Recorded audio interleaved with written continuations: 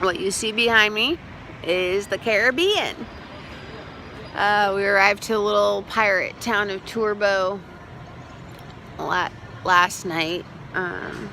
We wanted to let you know what our plans through the Darien are.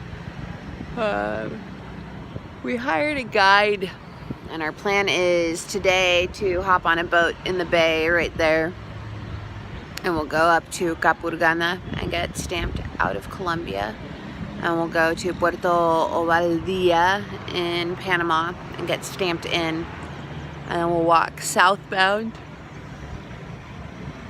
through the jungle for about 3 days to his village called Yavisa, and then from there we'll walk down another 3 days, so we'll touch the border. So this whole thing has been held up, or our departure's been held up, because we mailed a box ahead with most of our gear that we didn't need on the roads, but we do need, via Servi Entrega.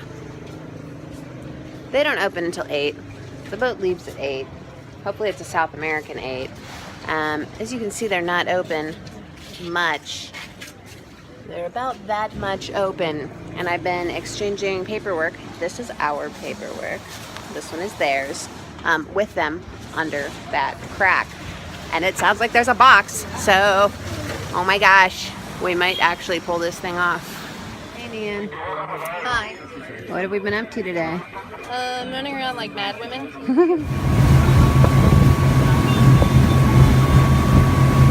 Where are we at? Colombia. Yeah? On the Caribbean. What's the name of the town? Patagonia. What are we doing here? Eating lunch, I think. I'm getting stamped out of Colombia. Capulana, entrando y saliendo.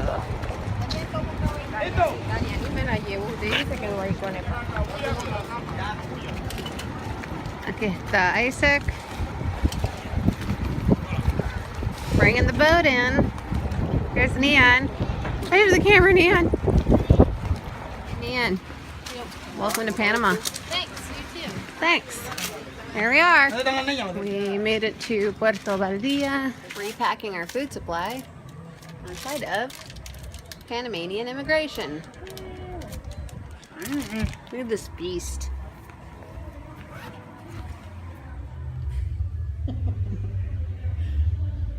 Welcome to Puerto Vallarta. We got in on boat this afternoon. Got through Centron, got stamped in, everything was fine.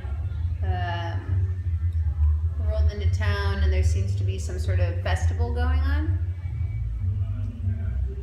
It's generally a festival month here in Panama, like Flag Day, Freedom Day, other. Freedom from both Colombia and freedom from Spain. Depending on the day. So much freedom is being had that the friend of our guide, Isaac, who lived here, who knows the trail that we were going to walk out of here, is unwilling to miss out on the festivities.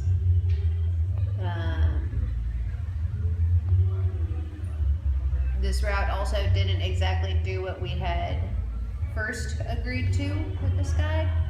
This is like a 4th iteration of a plan. So he's been running around town looking for other people to fill in where his friend wouldn't follow through. We went on our own fact-finding mission and several times heard, no, don't do that. That route is particularly unsafe. Isaac was saying it would take 3 days. Most of the people here who have heard of the trail said that it would take 4 to 6 days. They were all warning a lot about paramilitares. There's a significant difference in their perception between FARC and paramilitares. It seems like FARC was more organized and something that could be worked with, whereas the paramilitaries are more of like, there's something else entirely. So we got a pretty solid round of no's that had gut action warning that our plans were not the best to follow through on. We went and consulted with the ocean, with each other.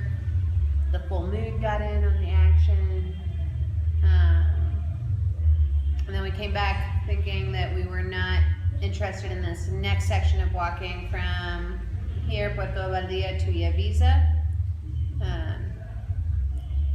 Also that the section from Puerto Valdía to Yavisa is pretty much exclusively walked by illegal immigrants. Came back to the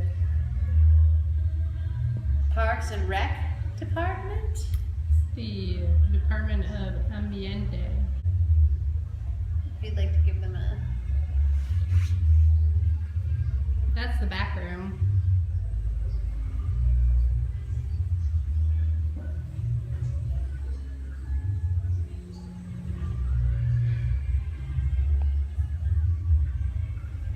That's the side room. That's our trash. That's Fidgit.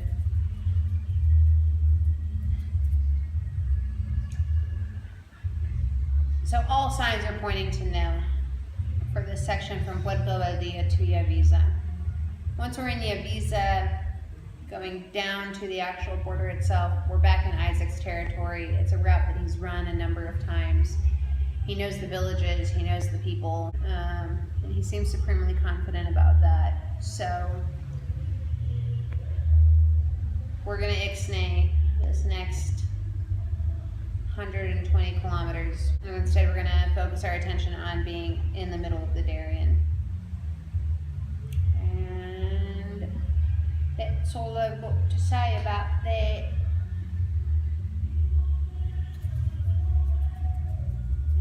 Hey Nan, Hey, where are we? airport? Yeah? Yeah, allegedly. Would you like to take me on a tour of it from right there? Sure. Okay. The landing strip is there. That's the building. Okay. Here's the fence around the airport. There's a half-built building, which I might be in very soon. I think you mean the outhouse. We paid a $2 tax. Funsies.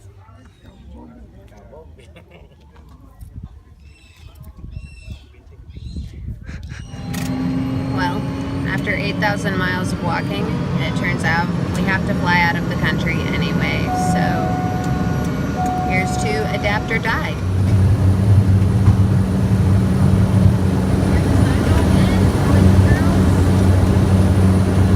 All right, where are we? Filming again? We're at the docks Of? the bay Of? of Yavisa. Yavisa, Panama. Yavisa, Panama. All right, lead Which is on. a place. It's the southernmost town on Route 1. Where's Route 1 go to? Alaska. We keep starting at the end of the road. There's a Boyz II Men song about that. Buenos dias. Buenos días. Watch your step. Mind the gap. Aquí estamos. Ya. Ya no vamos casi ya. Dale. Aquí estamos con el río Qhapaq.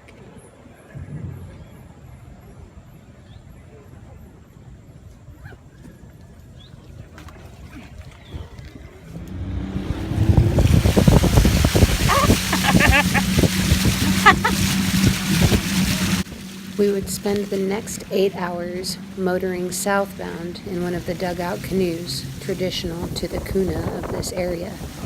We passed along 3 rivers, each becoming more and more narrow and overhung with growth.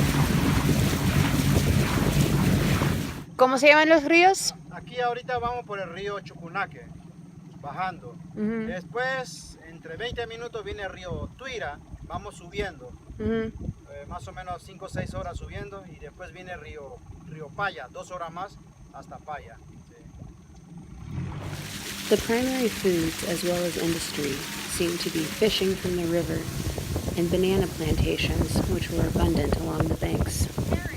I'm passing these checkpoints with guards Isaac's got our paperwork. It says we can go through. The checkpoints are for like human trafficking or any of the other things. All the other illegal activities that may or may not go on in this area. Life in the Darien Gap revolves around the rivers.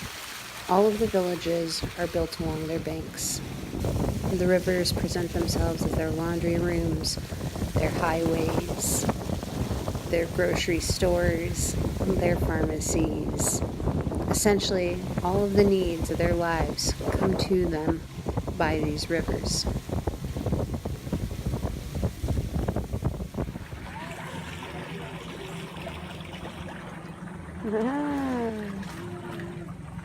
Buenas. There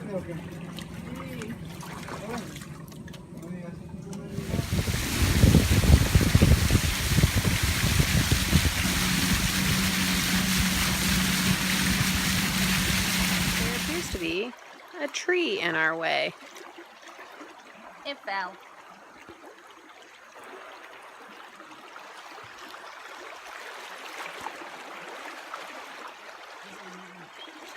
Wow, Isaac thinks we're going to move the tree. With a chainsaw.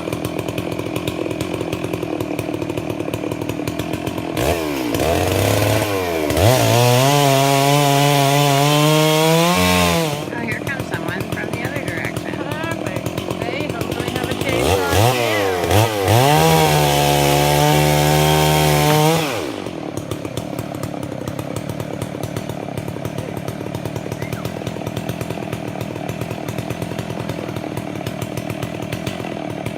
More friends. My friends, my friends.